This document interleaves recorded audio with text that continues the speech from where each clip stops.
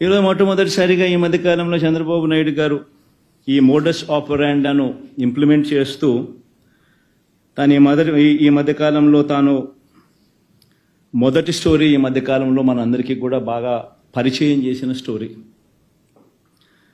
రాష్ట్రం ఆర్థికంగా ధ్వంసం అయిపోతా ఉంది అన్న స్టోరీ.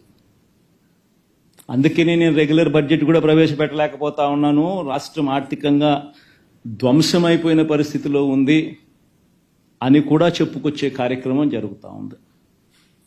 ఇవన్నీ కూడా మనం చూస్తూనే ఉన్నాం. ఈ మాదిరిగా నిజంగా రాష్ట్రం ఆర్థికంగా ధ్వంసం నిజంగానే అయిపోతా ఉందా, అయ్యిందా